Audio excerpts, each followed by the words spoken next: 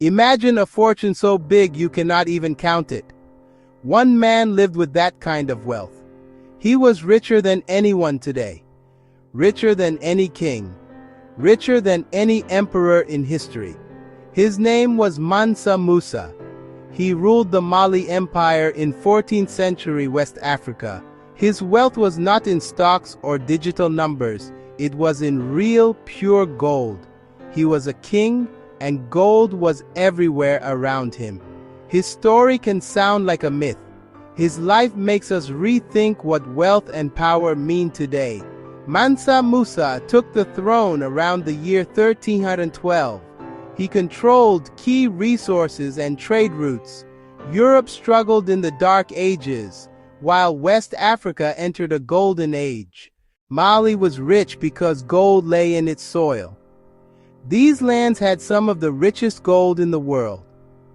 Big mines like Bambouk and Bure seemed endless. They produced very pure gold. Back then, Mali likely supplied over half the old world's gold. Location mattered too.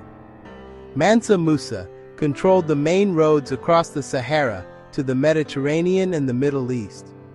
From the north came salt, cloth, horses, and fine goods. From the south came gold, ivory, and kola nuts, all under the Mansa's eye.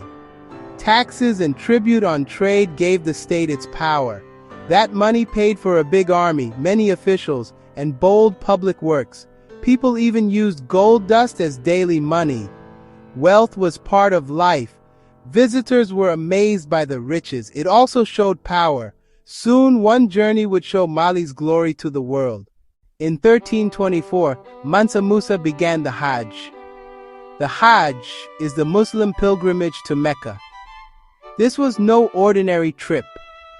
It told the world that Mali was strong and rich. Faith, power, wealth, all together. He did not travel alone. About 60,000 people went with him. Soldiers, officials, traders, servants, and griots. Mansa Musa rode at the front. Elite guards protected him.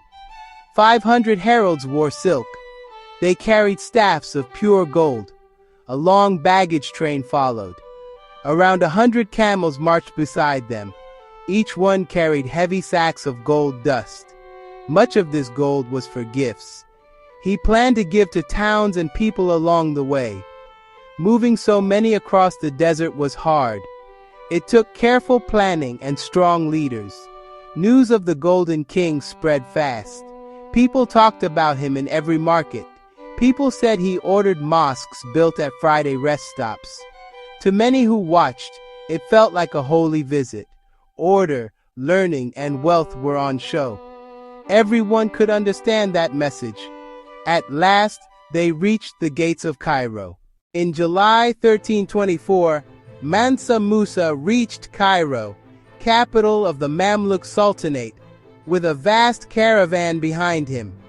Cairo knew wealth, but nothing like what he brought. He gave freely, gifts to the Sultan and his court, payments to officials, and alms for the poor. He sprinkled gold dust and spent big in the markets. So much new gold hit the city that supply jumped overnight. Prices rose fast, and the local money was worth less. Sharp inflation gripped Cairo. Even the trusted gold dinar slipped in value. The historian Al-Umari wrote that prices didn't fully recover for years afterward. On his way back, Musa borrowed gold from Cairo's merchants at high interest to soak up supply. Unprecedented giving and unprecedented borrowing to steady the market. Word spread from Cairo to Alexandria to Damascus. The story became regional memory.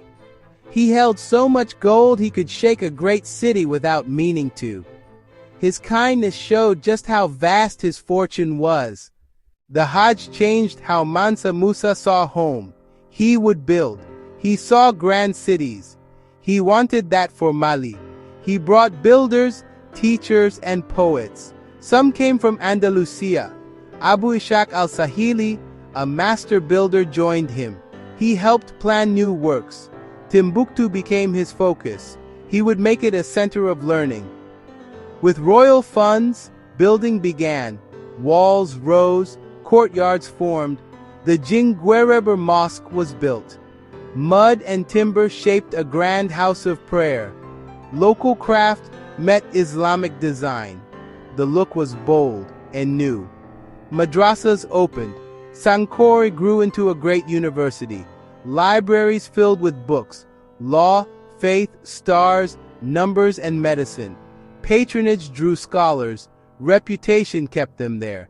In Timbuktu, knowledge was treasure. Study was honor. Libraries protected this record. Families guarded texts for ages. At the desert's edge, a city of learning and faith shone. His trip put Mali on the map. Literally, on old maps, artists drew a black king holding gold. They wrote his name, Musa of Mali. The image sent a message. There is gold here. So much gold. Europe paid attention. Portugal and Spain wanted a sea route to West Africa.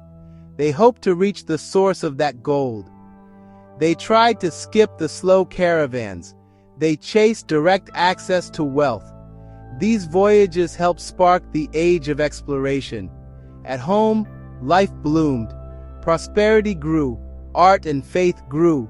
Mosques, schools, and palaces rose. He ruled until 1337. The institutions he built kept working. Griots kept the stories. Manuscripts kept the record. We can still learn from them. One life changed the world. Wealth turned into culture. It became devotion. It became legacy. He put gold into many hands. Trade spread. The ripples reached across continents. He built schools and libraries. He showed the world his empire's strength. Africa's great civilizations were rich, learned, and powerful. Gold fades. Ideas last. His works endure. True wealth is not just money. It is a city. It is knowledge. It is a culture. That is Mansa Musa's legacy.